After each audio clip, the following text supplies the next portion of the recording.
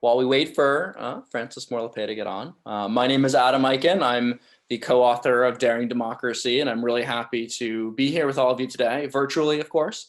I can't quite believe that it's been 3 years since Daring Democracy was published. I think I look just as young as I did when I published this book with Frankie 3 years ago. I promise I'm not 14 years old. But thank you all so much for joining us today, and I'm equally grateful, and we'll be introducing the moderator and co-panelist here, David Daley. Dave is the author of a national bestseller on partisan gerrymandering, Rat Fucked, and he's also the author of a new book, Unrigged, How Americans Are Battling Back to Save Democracy. Both of those books are incredibly valuable resources to understanding our democracy's decline in America, as well as the effort to fight back. And they, Unrigged especially, pairs so well with Daring Democracy. So it's such an honor, Dave, to have you here. And one quick aside is that in the writing of Daring Democracy, Frankie and I were so inspired by his book on partisan gerrymandering that I sent him a tweet and asked him if he would review that section in our book. And of course, because he's such a nice guy, I said, of course I'll do it. And ever since then, he and I have been great friends. And so Dave, I'll hand it over to you, and thank you so much for agreeing to moderate today. What a pleasure. Thank you. Thank you, Adam. I love this book. My dog has picked this exact moment to come in the room and start whining. So if you see me being like, stop that, I am talking to Lana. This is a real pleasure. I love this book. This book, everything you have said to me, I give back to you, because it's the spirit of this book, the idea that Americans working together can change their nation, that I think did so much to help inspire me as I was thinking about Unrigged. So I love that we are in conversation tonight, because I feel like these books are very much in conversation, and that the spirit of Americans battling back, daring to create a more creative and meaningful and inspiring nation is really what is at the heart of Daring Democracy. And so this is a real pleasure. And that you all saw this 3 years ago, I think is all the more important and exciting. Everybody should be leaving questions for Adam and Francis in the Q&A module down at the bottom. You are all Zoom experts at this by now, I am sure, so you don't need me to tell you that, but we will talk for 30, 35 minutes or so, and then we will get to all of your questions. So thank you again for joining us on this Friday night. I should give a more formal introduction of our esteemed panel. Francis Moore Lappé is the author or co-author of 19 books, including the 3 million selling Diet for a Small Planet. Her latest work is Daring Democracy, Igniting Power, Meaning, and Connection for the America We Want, co-authored with Adam Eichen, focusing on the roots of the US democracy crisis and how Americans are creatively responding to that challenge. Francis is the co-founder of the Oakland-based Food First and the Cambridge-based Small Planet Institute, which she leads with her daughter, Anna, the recipient of 19 honorary degrees. That would be 1 for each book if you're counting. Francis has been a visiting scholar at MIT, UC Berkeley, and in 1987 received the Right Livelihood Award, often called the Alternative Nobel. That's amazing. Adam Eichen is the campaigns manager for Equal Citizens, a nonpartisan pro-democracy organization founded by Harvard law professor Lawrence Lessig. Adam is also the co-founder of the Democratic Policy Center, a progressive advocacy group that fights corporate influence in Washington, D.C. They have their work cut out for them with that. Question, let's get this started. And I want to begin with the quote that begins Daring a Democracy. It's from Dee Hock, who writes that it is far too late and things are far too bad for pessimism. It's tough, you note, writing at the outset of this administration, let alone what we have seen over the last 3 years, to remain true to that insight. But you wanted this to be a book about turning fear into action. And I would say that there's been unprecedented action around defending the assault on democracy over these last 3 years, even as the perpetrators of that assault have broadened their attack. Francis, would you say we are witnessing the birth of a new democracy movement? I do say that because, and only, I would say probably, it started because I actually experienced it. And so I want to start there because democracy is an experience. As I love to say, it's not what we have, it's what we do. And if you haven't really had that thrill, it's hard to believe in it. So back in 2015, I had just finished I think probably my final book on hunger. And always in my life, I've been weaving hunger, democracy, because I understood that hunger isn't caused by scarcity of food, but it's scarcity of democracy. So I said, okay, I'm gonna go full bore on democracy now. And at that time, I'd heard that there was a march coming up from Philadelphia to Washington, D.C. to sit in on the Capitol steps for key fundamental democracy reforms, everything that you cover in your book, Dave, and we cover in ours, voting rights protection and on. And I walked. I didn't think I could walk 10 miles. I walked over 100 miles. And as I did, something began to change. One thing, I started talking to people who I would probably have never met in my ordinary life, like an ex-banker, ex-Wall Street person, a lawyer from California. And I started feeling, oh, I'm not so alone, Other people really care in the same way that I do about democracy and about these core foundational reforms. And so then there was one particular moment, though, I want to share. And Adam remembers this moment. We were all marching. We were in the final blocks. And I saw the Capitol, the dome, just come into focus. And I had the epiphany. And I started weeping. My epiphany was, oh, they work for me. They work for me. Those people in those august buildings, they work for me. I'm in charge. It is my democracy. And I don't think that's ever left me, that sense of unity with others, and then that sense of, oh, I'm responsible, and they're accountable to me. And so that really then made a huge difference. And that while we were there, after we got out of jail, we were treated to a lecture by John Sarbanes, and which turned out to be propitious.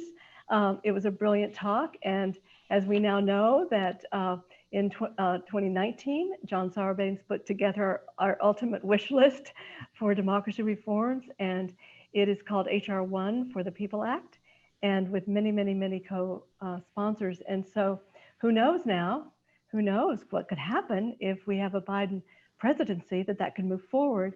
And so I flashed back not many years to what could really emerge. And so I think this quote I just got, I was inspired, Dave, by your book to look at de Tocqueville, and I found that he wrote, citizens who are individually powerless do not very clearly anticipate the strength which they could acquire by uniting together.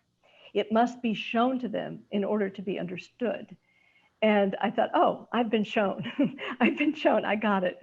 And so it is now what so embodied in that march was what we've come to call the movement of movements, meaning that Americans are grasping that whether it be racism as their fundamental issue or climate change, avoiding disaster as their fundamental issue, more and more people are grasping that we can't achieve any of this without democracy.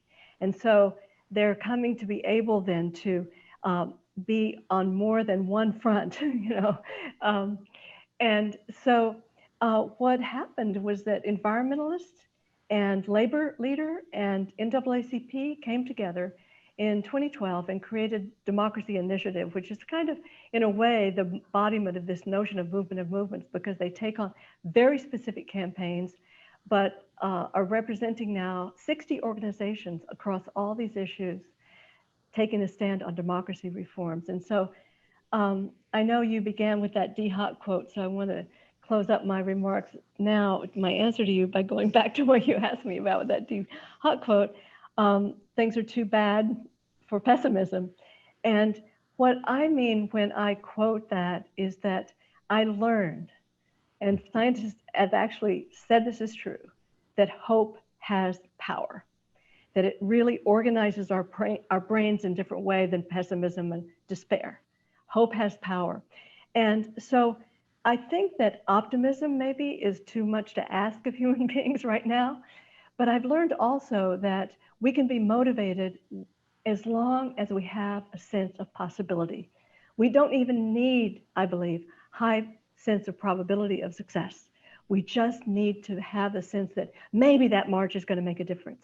Maybe that HR 1 will finally make it into Congress to be voted on, that omnibus reform bill on democracy. And so I've come to say that I think maybe being an optimist is too much to ask for. So I am a possibilist.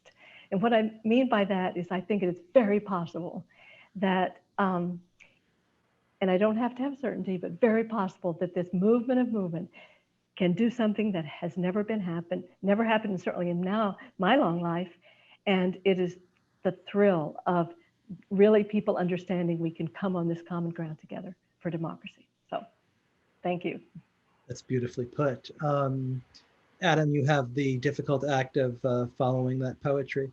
And tell me, in the years since that march, what over the course of the 3 years since Daring Democracy was published has really inspired and dazzled you as this movement has come together?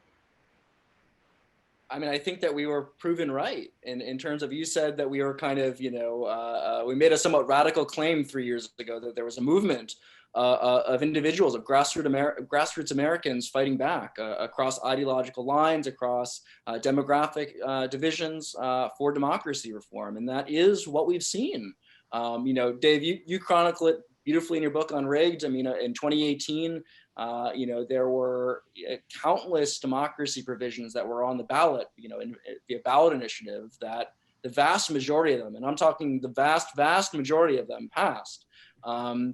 And there's also just been a proliferation of these remarkable coalitions in states across the country of groups, again, as Frankie was saying, movements of people joining across issue-specific focuses, including labor, the environment, healthcare, all recognizing that democracy is not the most important issue, but as my colleague Lawrence Lessig would say, it's the first issue. It's the issue that must precede all the other issues, because the special interests are working day and night and have a lot more influence than the average Americans. But if we can defang them, if we can take away their power, then it's a fair fight. And so I think that, the remarkable thing has been, just how many Americans have risen to the challenge. I mean, one of the, when Frankie and I were talking about writing Daring Democracy, there was kind of this moment, and we had this whole book outline, and we scrapped it when Trump was elected. But we realized on the same day Trump was elected, in 2016, there were 16, I think, ballot initiatives pertaining specifically to democracy that passed. And again, so 16 in 2016, and then there was something like 21 or more in 2018. There would have been more in 2020 had not COVID happened, but there still are some really important ones, including ranked choice voting here in Massachusetts, fighting back against gerrymandering in Missouri, and a handful of others across the nation. But very quickly, just to give a real kind of what I think is a poignant reminder of kind of the validity of our thesis, right, is the fact that when we handed, I think it was the week after we handed in the manuscript for Daring Democracy, the final manuscript, Frankie and I went down to Pennsylvania. We went down to Philadelphia, again, the starting place for that march that Frankie and I became such good friends at in 2016. But this was in 2017, and one of the people who was on the march with us, Michael Pollack, a soon-to-be rabbi, he was in his final year of rabbinical school. And he decided that he was going to try and take that energy of that march and bring it to Philadelphia, and then try and expand it to a statewide movement across Pennsylvania. And Dave, you chronicle very well in your book about gerrymandering, just how gerrymandered Pennsylvania is and was even more so before the court struck down the congressional map. And the basic idea was he was going to try and create this statewide movement. And he was going to kick it off with this long march from Philadelphia to Harrisburg, which was, it took us 10 days. And so Frankie and I went down there again within the week of handing in the final manuscript. And we were there at kind of the birth of a new movement of movements in Pennsylvania. Again, one of the most corrupted legislatures in the country, where there's, I think, a lobbyist, a fracking lobbyist, a natural gas lobbyist for every member of the state house. We're talking really where money and politics and gerrymandering and voter suppression all come together to form this incredibly corrupted representative or not so representative democracy there. And we were there at the kind of the birth of this. And ever since then, they've been doing remarkable work and winning reforms. They were part of the coalition, a very, again, prescient coalition that pushed for the expansion of vote by mail, which passed. It was the largest electoral code rewrite in Pennsylvania, I think, since the 1930s. And they were part of this important coalition that pushed a double red legislature, a legislature that was controlled by Republicans and the governor was a Democrat, to rewrite that election code to make it easier to vote by mail. Well, it's a good thing they did, because little did they know in 6 months' time, they would have to be suffering under trying to vote under a pandemic. So the reason that we're here today in Pennsylvania, where people are able to vote and hopefully their votes are counted, we can talk about the Supreme Court later, is because of one of these movements that kind of proliferated since we published our book. And I should just say, Dave, as you chronicle so well in your writing and journalism, there are many more. This is just but one. And just two quick notes, and I don't want to spend too much time on this, but I'm sure we'll come back to it, is in Florida, you have in 2018, the rights restoration campaign in Florida had a Jim Crow provision in their constitution, which banned for life anyone who was convicted of a felony to vote again, unless they were individually granted clemency. It was incredibly racist. And people came together in an election where a far-right extremist won the governorship and the Senate race there. Voters by 64.5% voted for what should have been the largest expansion of the franchise since the 1965 Voting Rights Act. Of course, the legislature then kind of undermined it.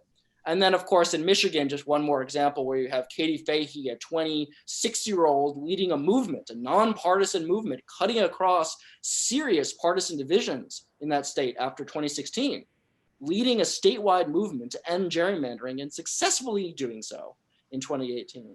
And so we could go on. We could talk about the number of examples that have proliferated since the publishing of this book. But I mean, that just gives me a profound sense of optimism here. I think it's exactly right. The challenges as we move ahead, however, are going to be different than they have been over the last several years, right? So I want to talk about how we translate the spirit of this book and the spirit of what we've seen across the nation over the course of the last 3 years, and how we keep that going. The fight for a more daring democracy has always been fought by those who would tug Dr. King's arc of moral justice in another direction. But there's always the possibility that the White House changes hands in this election, that people feel less immediate fear. If you're talking about turning fear into action, perhaps people will feel as if they have turned fear into action. And then they let go of the arc. Francis, I'm curious, how do we keep this energy and action going if Joe Biden wins? And in turn, how do we hold Democrats accountable for the democracy reform, for campaign finance, for all of the good things that, as you mentioned, Congressman Sarbanes included in H.R. 1, which cleared the House so easily under Democratic control, if Democrats hold the trifecta in Washington come January? Mm-hmm. Boy, that's a big one. And I want Adam also, of course, to talk about this. I know that Biden has said that democracy reform is important, and I wish he had really highlighted it more, for sure. And who knows, it might take another march or several more marches. But I feel like we are in a different world today, that I think that President Trump is such an alert, it's such a wake up for, most people understand that this was a presidency that was not a fluke. It was a direct product of a system that was highly, highly broken and warped in not in the favor of the people. And so I think that is clear. So that's already really a big, big gain for us, that people are more awake. And one of the things I love to say is to save the democracy we thought we had, we have to take it to where it's never been. And so I think people get it, that it's not just patching up something broken, but really we have to go forward and to go much more deeper, much deeper. And so I think there is so much more agreement now on the basics. I mean, you've seen the polls, the Pew one I just looked at, 3/4 of us really understand that money has way too much power in politics. So there's a lot of common ground.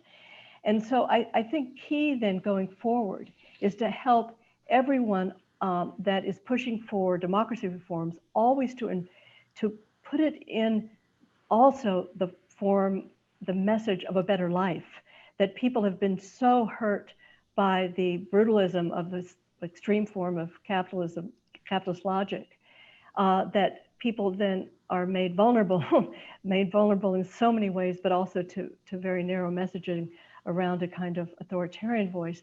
So we can come forward linking all of our reforms with everyone doing better, as we did, during my generation. I was born in the 40s, right? And so my generation to the 70s, every class benefited, would doubled its real family income, but the poorest gained the most. Can you imagine that?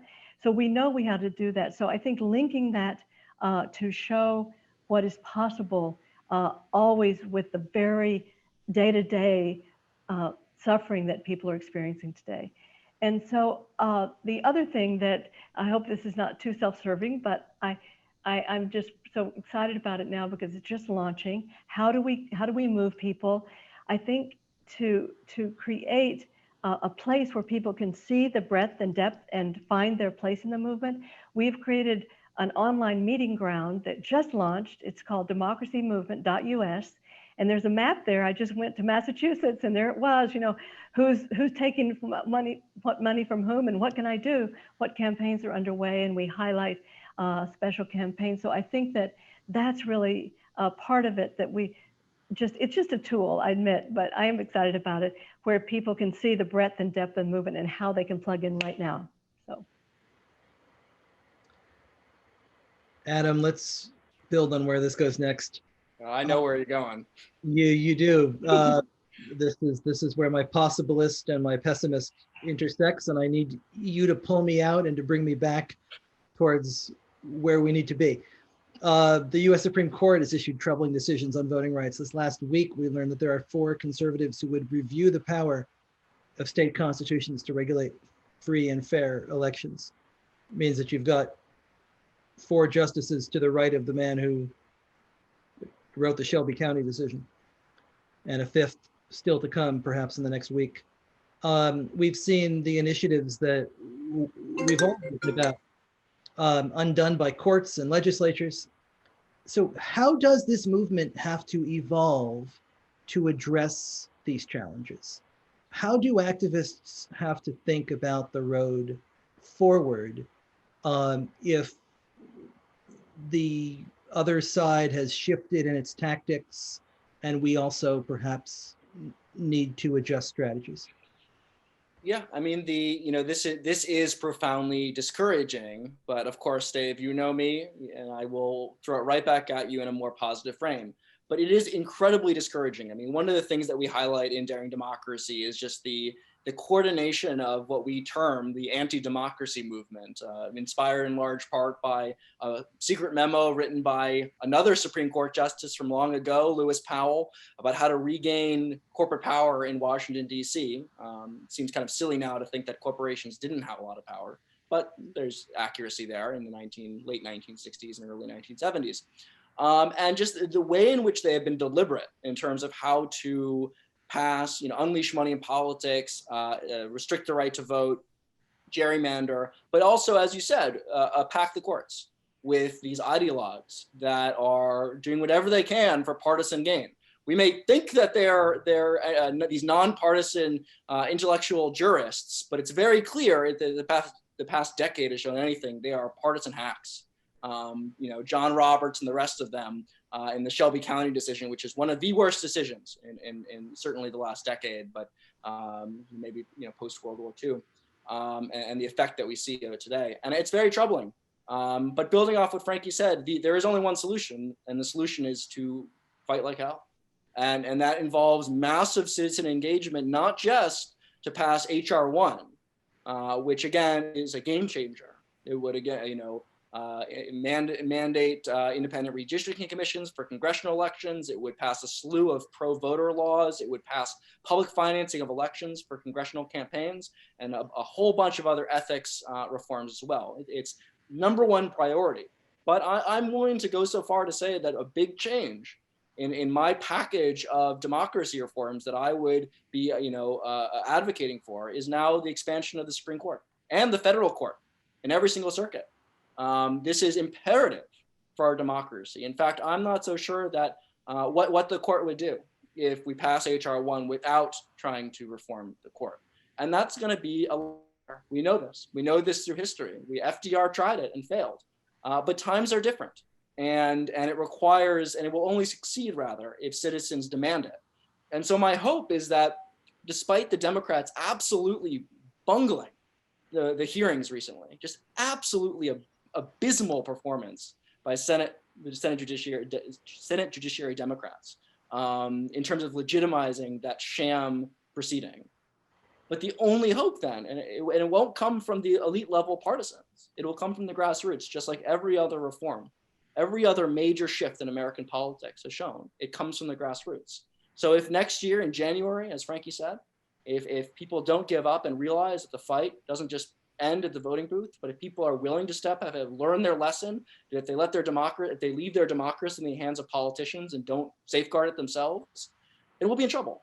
But if people have taken away the lesson that if we leave our democracy alone and trust it to the elites, and the elite there is not, I'm not saying that in a derogatory way, but the people who are supposed to govern us, we have to go and demand it of them that no, we are the people who you should be accountable for, and we're going to push you like hell to restore our democracy.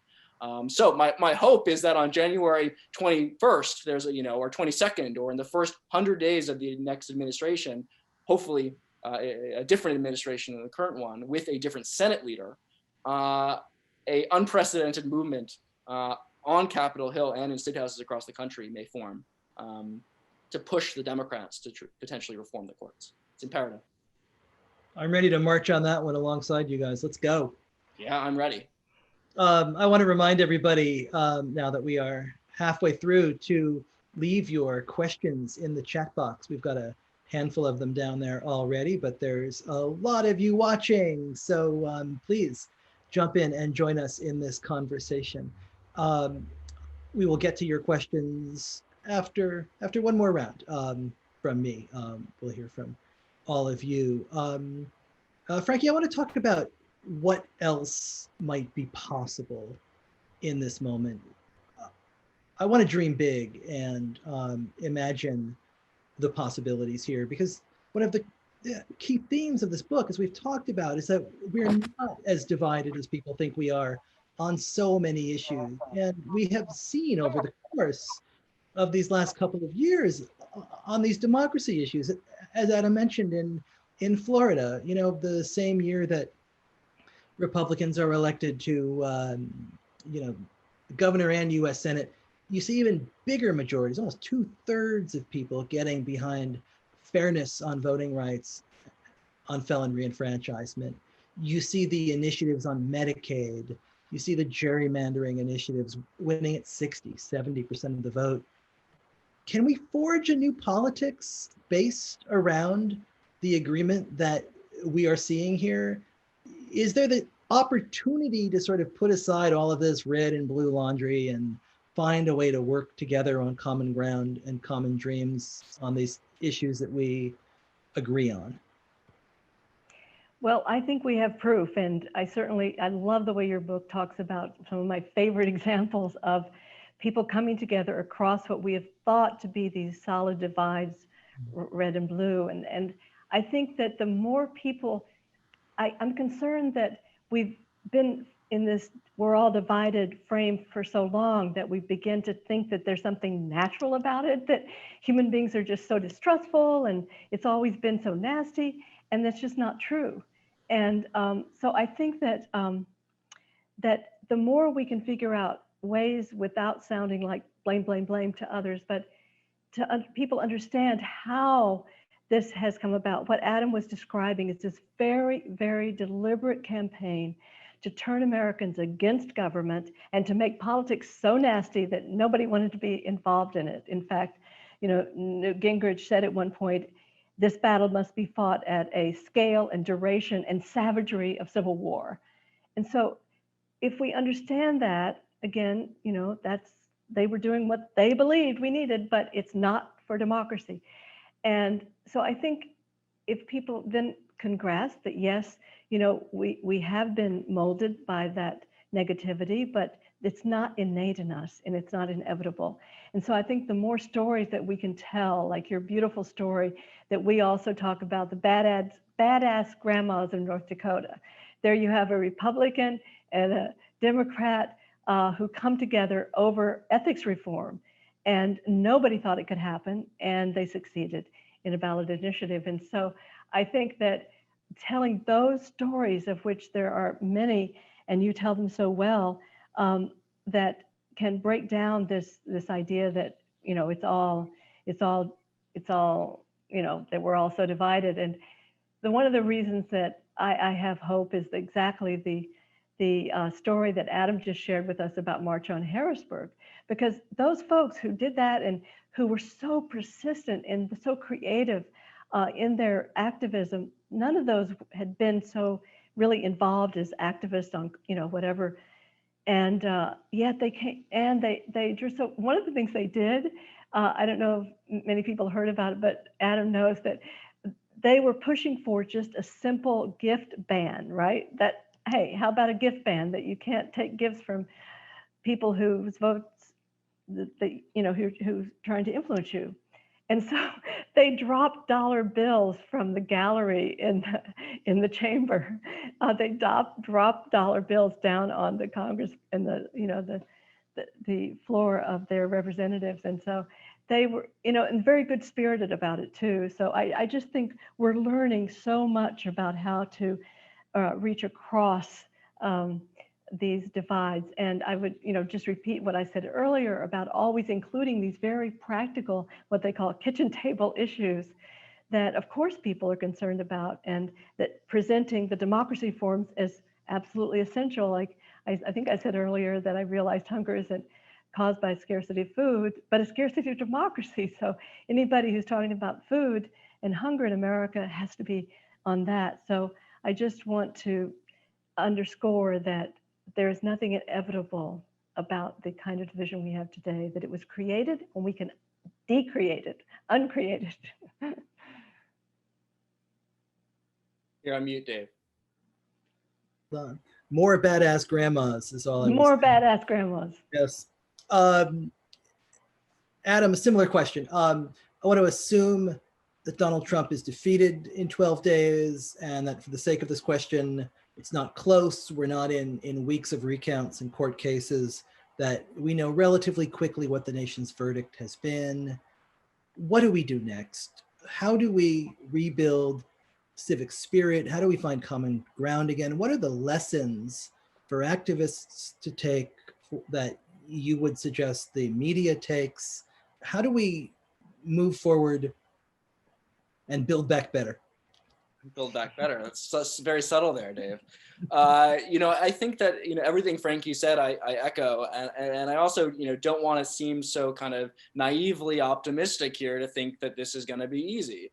In fact, I think that, you know, I'm not convinced that the Democrats will you know, pass HR 1 if they have full control in the same way it was written. Who knows what's going to be traded away? Who knows what's not going to be in that final bill when it goes through? Who knows what's going to happen in state houses across the country?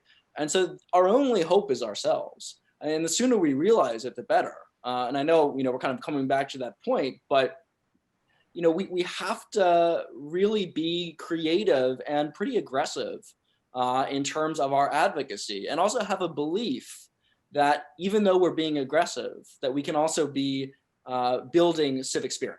In other words, March on Harrisburg, they've lobbied virtually every single member of their legislature, but that doesn't prevent them from doing very aggressive, nonviolent civil disobedience. As Frankie said, they're dropping I think it was they dropped 500 $1 bills in the Capitol or in the House gallery, which was illegal, and they got arrested, and the legislature was very, very mad. But that's not all. I mean, they're sitting in. They're doing things that are putting their bodies on the line. And they haven't gotten to the kind of the promised land of winning their reforms yet. But they're making significant progress. And if you can do it in a double red legislature, if you can make that progress there, you can make it anywhere, because what they're finding is if you speak to people's pain, it cuts through the partisan divide. And so, I always caution against this kind of bipartisanship or nonpartisanship that's kind of vapid or without any sort of ideology or without any sort of speaking to pain. That what we have to do is we have to speak to the profound suffering in America. We have to speak to the profound, absurdity of our healthcare system, of the fact that we're hurtling towards climate catastrophe, that anybody in the richest nation in the world can be poor, can go to bed hungry, that children can go to bed hungry, that children can be captured at the border and separated from their parents. We have to speak to people's pain, and that can be done in a way that speaks to civic virtue, and we can do it in a way that cuts across the partisan divide. But we have to do it aggressively and with love and hope for the future. And I think that if we do that, there are a number of examples, and as some of them we mentioned, but many, many more, that bridge democracy with a whole slew of other issues that will allow us to maybe, hopefully, possibly regain a sense of a better country, to build back better, as some might say. It is so wonderful to have the two of you in conversation together. I hear the poetry flow back and forth, and I can imagine what a joy this book was to work on and write together, and to hear the way the two of you think and sound together is a beauty and a delight. So well, very quickly, one of the our favorite stories to tell is that we really didn't disagree on anything. I think the only thing we agreed on, well, one word. One word. Oh, we disagreed on one word on the back cover. Yeah, we did. Yeah. It was the. THE. Seriously, we had an argument about whether the should go in a sentence or not. That was the extent of our argument, because we legitimately believe this stuff, and we see it. I mean, Dave, you know this. I mean, you know that when you're going to. I mean, who won this argument? I'm trying to see if I see the. I don't know who won. But Dave, we don't even remember who won, but we laughed. We got a good laugh. But very quickly, before we turn to questions, I mean, Dave, you've been embedded in these movements, and you've seen the possibility in Idaho where people are coming together to expand Medicaid, or in Michigan or elsewhere in Florida. I mean, you've seen it firsthand, Dave. I mean, do you agree? Oh, absolutely, absolutely. My favorite story along these lines is we were canvassing in Idaho Falls, way out in sort of the eastern part of Idaho, one day in August, and it was this incredibly hot day, and they drove the Medicaid Express into this small town. It's a very Mormon town. I believe the first Mormon temple outside of Utah was built there, and so it's a deeply conservative place. And we went walking up this door, and there's a bumper sticker on a truck in the driveway that says, "Vietnam, we were winning when I left." And it occurs to me as I'm walking up that driveway that maybe we should go to the next house. We might have better luck over there, guys. They were winning in Vietnam when this guy was there, and he's proud of that and letting us know. But they didn't see the bumper sticker, or if they did, it didn't stop the canvassers I was with. I was ready to, call it quits and hightail out. And they went up and knocked on the door, and the man who answered the door as you might imagine, it looked as if they'd been winning Vietnam when he left. And they just launched into their conversation. And he's like, yeah, you know, I mean, my daughter, my family, they fall into that same trap. And I signed your petition a couple of months ago, and I'm going to vote for this. We're all going to vote for this. And it was just, you know, I mean, a light bulb went off for me that, like, when you go door to door and try to be involved in this act of persuasion, that radical act of persuading your neighbor, that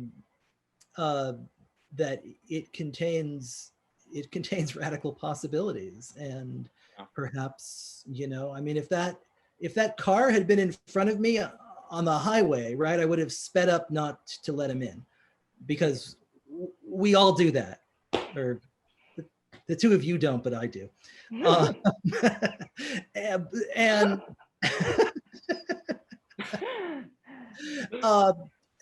you know, and yet, if we would just stop and talk to each other, and remember that we all have more in common than we do separating us, there's great possibility there. So again, I want to encourage everybody to leave us some questions in the Q&A. We have a bunch, but we have some time for many more. I want to start with one from Sam, and not just because your last name includes my own. Daley Harris. Hi, Sam. Francis, you said that at the end of the march, you saw the Capitol Dome and realized they work for us. What are the best national organizations when it comes to helping people to not only see they work for us, but empowering folks to do something powerful month in and month out at the federal level? Or is it mostly state level organizing that's so off the charts? Well, thank you, Sam. Well, that's why, the answer to that is why we created, with Democracy Initiative, which is the embodiment, sort of the movement of movement, we've created this website, democracymovement.us, because you can actually go, it has a map of the United States. You can jump right to your state and see what is the hot, you know, what at least Democracy Initiative, and we've, you know, thought it the maybe most critical democracy reform issue right now, but you also see what are the key organizations in your state. Is there a chapter of Common Cause, for example, that has been working for decades? So I think that is our dream, and it's just launched. So Sam, would you and anyone who's interested in this just give us feedback, because this is just the beginning. But we want to be able to answer anybody wondering, oh, what can I do that's most impactful right now? And how can I find people in my town, in my state, that's what we want that site to be? And I even had this dream of having at a place where you could advertise to have a democracy buddy who could, you know, share what they've been doing in your community, so you wouldn't be going in cold. And we connect people at that level. So that's my, I don't want to single out. We have so many great democracy reform organizations, and you can see them and on that website, and go to those that are most relevant for where you are. We have a terrific question from Chet, who asks, putting bodies on the line for democracy becomes dicier during pandemic times. How do you see the pandemic affecting progressive initiatives? I'm sorry, as I was reading that question, another question came in and knocked it up on me. I'm sorry. How do you see the pandemic affecting progressive organizing and making it difficult for more people to be active and involved in these efforts? Yeah, I mean, it's incredibly difficult, right? I mean, the number of these initiatives, you know, we were supposed to have another wave of these cutting edge democracy reforms passed on the ballot this year. I mean, Dave, you may remember better than I do, but I mean, there's going to be a whole bunch of voting rights initiatives in Arizona, redistricting in a couple places, I think North Dakota and Arkansas, and a few others. Ranked choice voting included in Arkansas and North Dakota as well. You know, it's very hard, and the reason they were kicked off is because they didn't collect enough signatures to get it on the ballot. And they couldn't do it because of the pandemic. Fortunately, we salvaged some of them. We, as in the collective democracy reform community, like ranked choice voting here in Massachusetts, in Alaska, as well as a couple other reforms that I mentioned earlier. But in terms of like actual activism, it's very, very difficult. I mean, it has totally disrupted much of what should have been this year in terms of how we push harder on these issues. People are still going out and protesting, as the murder of George Floyd showed, that people are, assuming that they're masked and outside, are able to congregate. And my friends at March on Harrisburg are engaging in civil disobedience in the Capitol, during the pandemic, and it's hard. And the burden is going to be borne much more than ever before. Well, maybe not ever before, but certainly in a renewed capacity on young people. Young people will have to step up. That the sense of possibility in the new generations will have to kind of shine through. And again, you're seeing that in a lot of respects with the Sunrise Movement. The Sunrise Movement has shown that they're still willing to put their bodies out on the line. I mean, here in Massachusetts, fighting for someone like Ed Markey, going door to door. Making sure that they're protecting their own in terms of the senator who was a co-sponsor of the Green New Deal. But it's very difficult, and it all depends on somewhat what happens when we get a vaccine. And I think the most reasonable estimate is going to be April. And so then, what does that mean when I say that in January, in the first 100 days, you needed unprecedented mobilization? Got to work that out, and I don't have an answer to that quite yet. But again, I think it's going to be really born among younger individuals, and it's going to have to be very safety focused in a way that when Frankie and I were doing our march from Philadelphia to DC, we didn't have to be. I mean, the idea now of kind of doing what we did then makes no sense, because we were all had our sleeping bags and we're staying in like gymnasiums and on church floors, and within kind of one, this like one church with 100 people in it, right? There were, just to put it in perspective, just by the way, there were 150 people who marched from Philadelphia to Washington, D.C. And no one probably heard of it because we didn't get covered. And so that's a whole nother problem, which Dave is really the expert here about why the media has been so bad at covering these things, although it is getting better. But that's a long-winded way of saying is that I'm not sure of the answer, but the answer has to come, because the pandemic's not going away. And, but fortunately there are instances in which people are continuing to put that pressure and putting their bodies on the line in a safe way.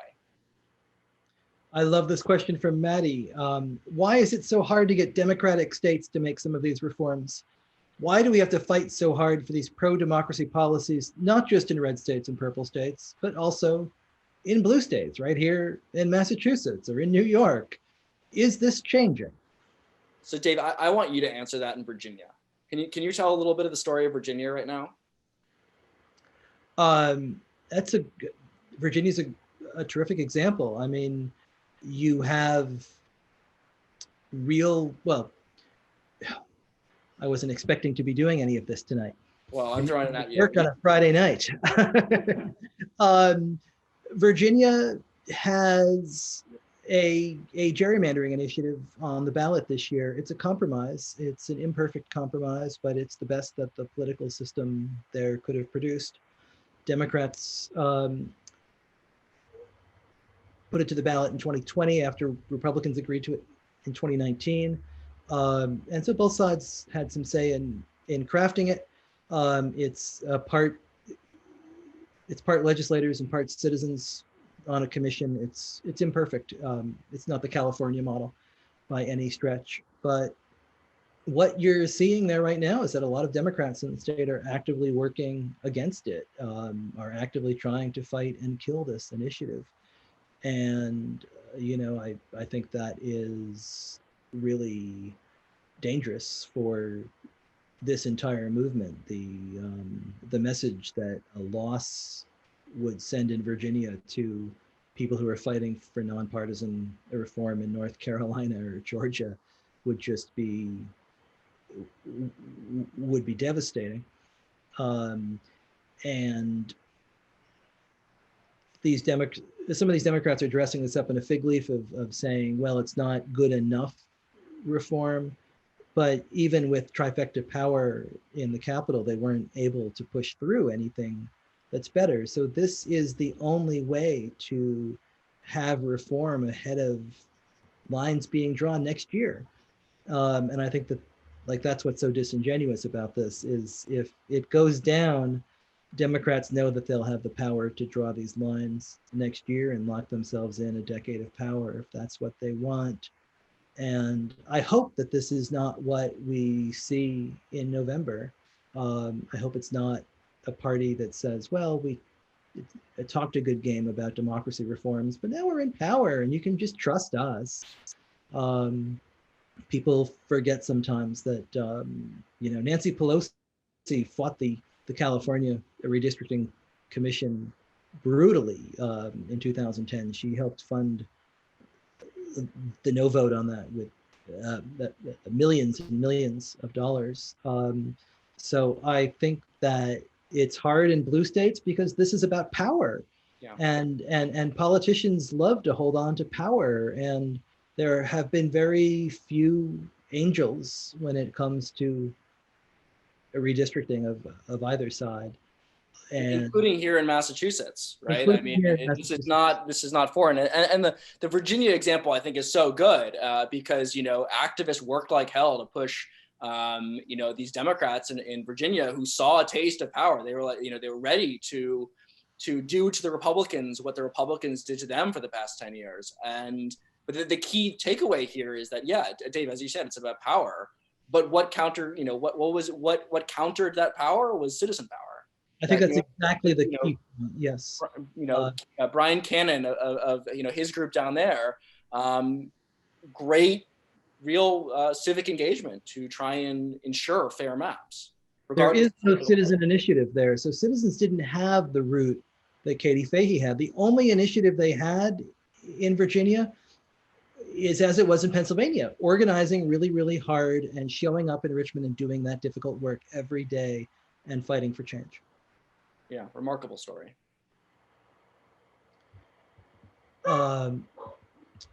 What is, a question from George, what is the current state of felon disenfranchisement in Florida? Is there hope that former felons will get their right to vote back? And I'm going to mute this before my dog is hurt. Man, it's rough. So for those of you who don't know, so after passing this historic initiative that re-granted the right to vote to all those who have served their sentence, who were convicted of felonies, which were intended to enfranchise up to estimates of 1.4 million Floridians. Yes, 1.4 million Floridians could not vote, were barred for life unless granted clemency in Florida. Disproportionately, those in that category are African American. Again, as a direct lineage of Jim Crow. This is not just systemic racism from the 1980s. This is very much rooted in a brutal Jim Crow. And after that, the legislature clarified that the terms of sentence means paying back all fines, fees, and restitution. And in other words, a poll tax, that if you want the right to vote, you have to be able to afford it. And there's litigation, and to the best of my knowledge at this point, the latest turn of the litigation is, yes, you have to pay it back. The problem, though, is that the state doesn't have a database. They don't know how much people owe. And so it's just an absolute mess of a system. And it's going to lead people to be scared to vote. You can look what happened to Crystal Mason in Texas, formerly incarcerated on a felony charge, who didn't know the laws in Texas and voted. And the attorney general went after her as hard as he could and sentenced her or charged her, and then was convicted. And she was convicted of 5 years in jail for accidentally voting because the state's laws around enfranchising felons was complicated and she didn't know better. And so you're going to see the same chilling effect. I have no idea how many of those folks you're going to see voting this year. Probably not many. It didn't have to be that way. This would be a good place for a plug for the new book by Desmond Meade, who helped organize the Felon Rights Restoration Coalition in Florida, and has a new book on Beacon Press, the publishers of Daring Democracy. Maybe they can drop a link to that in in the chat box. I want to end on this inspiring question because I have a feeling that Frankie can really hit this out of the park. And I think we see this question come up a lot, that some people are so disenfranchised and have been so purposefully excluded for so long that they see abstaining from the vote as more impactful than casting a vote. And I wonder, what approach do you advocate in trying to reach them?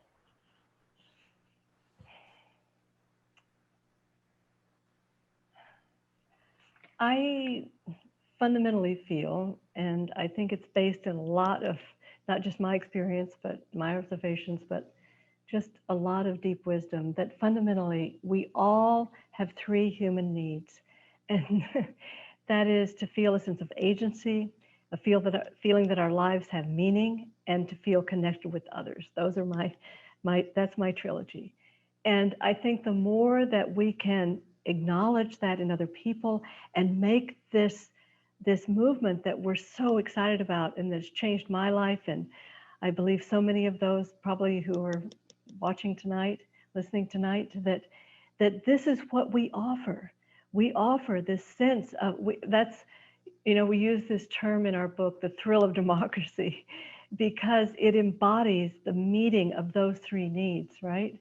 And so I think that's the foundational piece, and that is what is lacking for so many, and they don't see that possibility because they haven't experienced it. So the more that we can communicate a sense of joy, a sense of excitement and meaning and power and connection that we're getting, the more we will be effective. And this is not part of your question, but I realize there's another point that I wanted to get out. Is it okay if I veer here?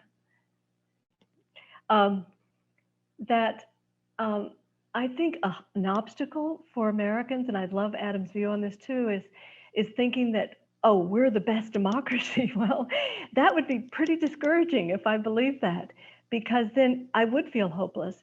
And so actually, I think it's kind of encouraging to realize that we're actually ranked behind over 50 countries in basic fairness of our electoral system. Integrity is how the Electoral Integrity Project ranks us. And so I think that it's kind of embarrassing, but it's also empowering in the sense that, oh, you mean there are ways to do this better?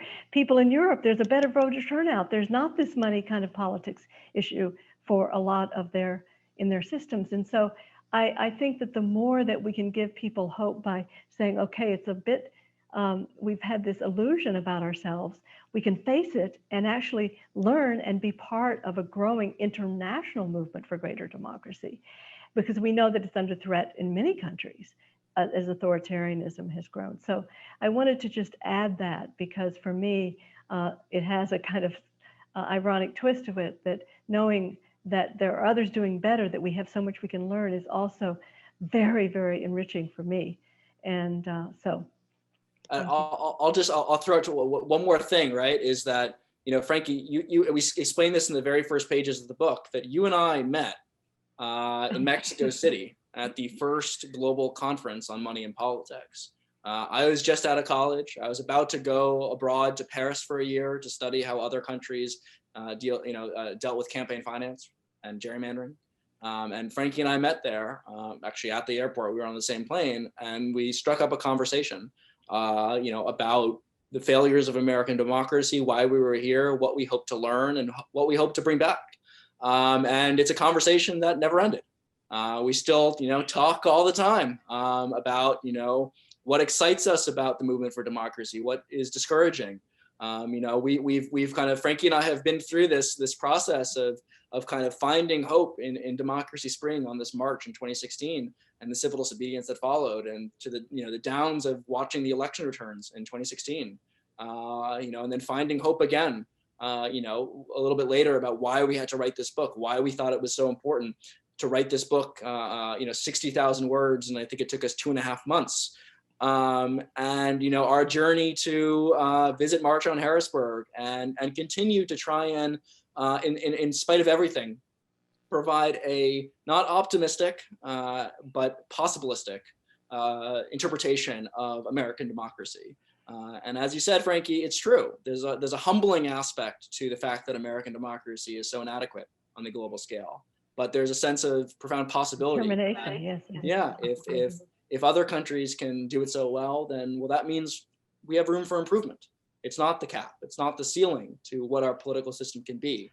And that hopefully, if enough citizens keep pushing, keep bending that, the moral arc of the universe, that we will reach a place where no American feels that they're so disenfranchised and discouraged that they would choose to abstain. And that's pie in the sky, but it's where we have to keep fighting. That is a lovely place to end this. Thank you both so much. This has been a delightful and inspiring hour, and I have a feeling that all of us will leave this feeling uplifted and that much more possibilist about everything that we can do to build exactly that kind of nation that lives up to our ideals, to create the kind of democracy we all want to live in. So I want to thank you, Frankie. I want to thank you, Adam. I want to thank everybody at Beacon. Thank all of you for joining us on a Friday night. Want to encourage you to pick up a copy of Daring Democracy, which the link to bookshop.org has been dropped into the chat. Your local bookstores are hurting these days as well. I bet they could order a copy for you as well. So get in there, help out your local bookstores. We want them to be here on the other side of this. They need you now. So again, thank you, Adam. Thank you, Frankie. Thank you. Thank you. Daring Democracy. Get out and Unrigged. vote. We're 12 days away. Vote yes on 2. You've got Massachusetts has got a really important reform initiative, and we look forward to speaking with you sometime soon. Thank you again, everybody. Thanks, Dave. Thank you, Thanks, Dave. everybody. Thanks, Adam. Thank you, Beacon. Thank you. Yes, thank you, Beacon, for making this happen.